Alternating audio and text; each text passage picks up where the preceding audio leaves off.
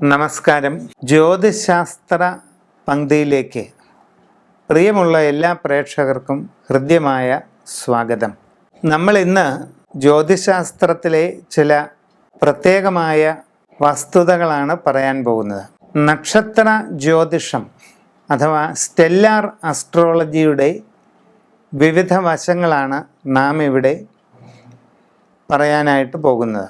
അശ്വതി മുതൽ രേവതി വരെയുള്ള 27 നാളുകാരുടെ പൊതുവായിട്ടുള്ള ഓരോരോ കാലഘട്ടങ്ങൾ എപ്രകാരമായിരിക്കാം, സാമാന്യമായിട്ടുള്ള അവസ്ഥകൾ ഓരോ സന്ദർഭങ്ങളിലും എങ്ങനെയൊക്കെ വന്നു ചേരാം തുടങ്ങിയ വിവിധങ്ങളായ വിഷയങ്ങൾ, അതാണ് നമ്മൾ ഇന്ന് പറയുന്നത്.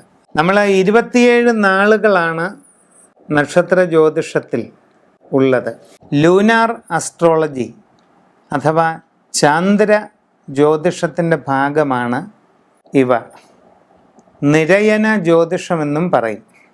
നക്ഷത്രങ്ങളെന്ന് പറയുമ്പോൾ നമ്മൾ ആകാശത്ത് ഇങ്ങനെ കൺചിമ്മി തെളിയുന്ന ആ കാണുന്ന വെറും നക്ഷത്രങ്ങളെ പറ്റിയിട്ടല്ല പറയുന്നത്.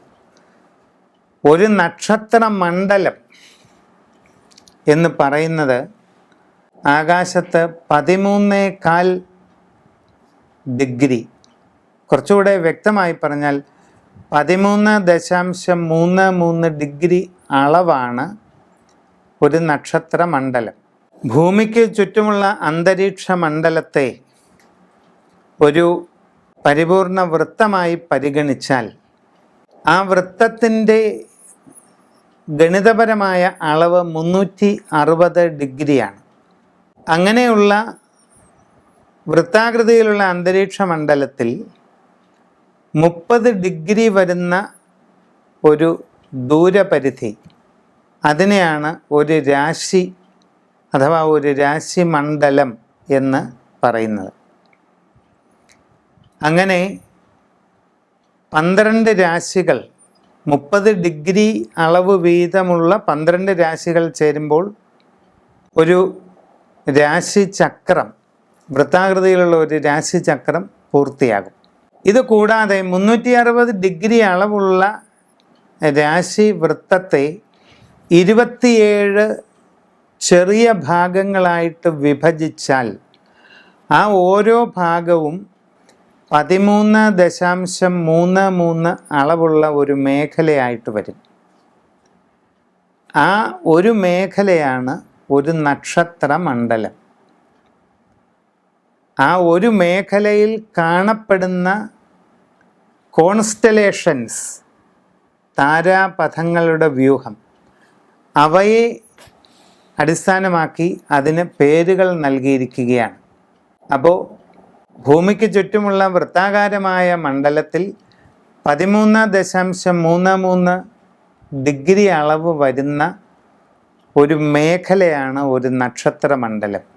അശ്വതി, ഭരണി, കാർത്തിക, രോഹിണി എന്നറിയപ്പെടുന്നത് ഈ നക്ഷത്ര മേഖലകളാണ്. ഈ ഒരു നക്ഷത്ര മേഖലയിലൂടെ ചന്ദ്രൻ കടന്നു പോകാൻ എടുക്കുന്ന ഒരു കാലയളവാണ് ഒരു നാൾ. അത് ശരാശരി 60 നാഴിക അഥവാ 24 മണിക്കൂർ കൊണ്ടാണ് ഒരു നക്ഷത്ര മേഖലയിലൂടെ ചന്ദ്രൻ കടന്നു പോകുന്നത്. ഇതിനെയാണ് നമ്മൾ ഒരു നാൾ എന്ന് പറയുന്നത്. ഇതാണ് നക്ഷത്രങ്ങളെ പറ്റിയിട്ടുള്ള ഏറ്റവും അടിസ്ഥാനപരമായ കാര്യം ചുരുക്കി പറഞ്ഞത്. പൂയം നാളുകാർ ജനിക്കുന്നത് ശനിദശയിലാണ്. ആകെ 19 വർഷമുള്ള ശനിയിൽ ഈ നക്ഷത്രം തുടങ്ങി എത്ര നാഴിക വിനാഴിക പിന്നിട്ടപ്പോഴാണ് ജനിക്കുന്നത് എന്നതിനെ ആശ്രയിച്ച് ജനനശിഷ്ടം എത്ര വർഷമുണ്ട് എന്ന് തീരുമാനിക്കപ്പെടും. എന്തായാലും ശൈശവം, ബാല്യമെല്ലാം ശനിയിലൂടെ തന്നെയാണ് കടന്നു പോവുക. പൊതുവെ പലതരത്തിലുള്ളതായ അസ്വസ്ഥതകളോ ക്ലേശങ്ങളോ ഒക്കെ ഈ കുട്ടിക്കോ കുടുംബാംഗങ്ങൾക്കോ ഒക്കെ ചിലപ്പോൾ വരാം. എന്നാൽ ജന്മരാശിയിൽ ശനി നല്ല നിലയിൽ നിൽക്കുന്നവരെ സംബന്ധിച്ച് അപൂർവമായ സൗഭാഗ്യങ്ങളും നേട്ടങ്ങളും ഇതുകൊണ്ട് വരികയും ചെയ്യും.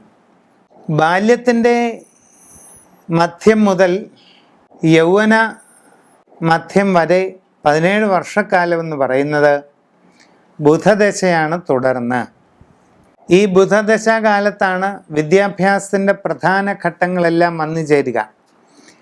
വിദ്യാഭ്യാസം ബുധൻ്റെ കാലത്ത് നടക്കുന്നത് കൊണ്ട് തന്നെ നല്ല വിദ്യാഗുണം, കാര്യപ്രാപ്തി, വിദ്യാഭ്യാസത്തിൽ വളരെ നേട്ടങ്ങൾ കൈവരിക്കുക, ഉന്നതമായ വിദ്യാഗുണം കൈവരിക്കുക, വലിയ ലക്ഷ്യങ്ങളിലേക്ക് എത്തിച്ചേരാനായിട്ട് പറ്റുക, ഇതിനെല്ലാമുള്ള ഒരു അവസരം ആ കാലഘട്ടത്തിൽ ഉണ്ടാകും.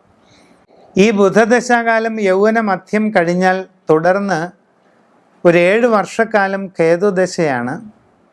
അത് യൗവന മധ്യത്തിലൂടെ തന്നെ കടന്നു പോകുന്ന ഒരു 7 വർഷക്കാലമാണ്. അത്ര നല്ലതായിരിക്കുകയില്ല.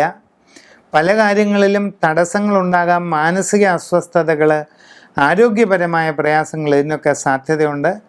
എന്നാൽ വളരെ ശ്രദ്ധാജാഗ്രതയോടുകൂടി കാര്യങ്ങൾ ചെയ്തു പോയാൽ ഇതിനെ തരണം ചെയ്ത് മുമ്പോട്ട് പോകാനൊരവസരമുണ്ടാകും.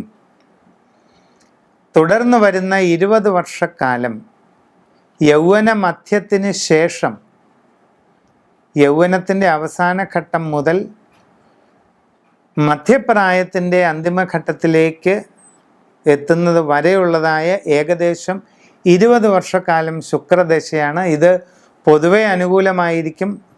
സാമ്പത്തിക പുരോഗതി, ഗൃഹം, വാഹനം, കുടുംബത്തിന് ശാശ്വതമായിട്ടുള്ള പലവിധ നേട്ടങ്ങൾ, സന്താനങ്ങളെ കൊണ്ടുള്ള പുരോഗതി, സന്താനങ്ങളിൽ നിന്നുള്ള സന്തോഷം, അവരെ കൊണ്ടുള്ള അനുഭവ ഗുണം, ഇതെല്ലാം ആ കാലഘട്ടത്തിൽ ഉണ്ടായി വരുന്നതാണ്.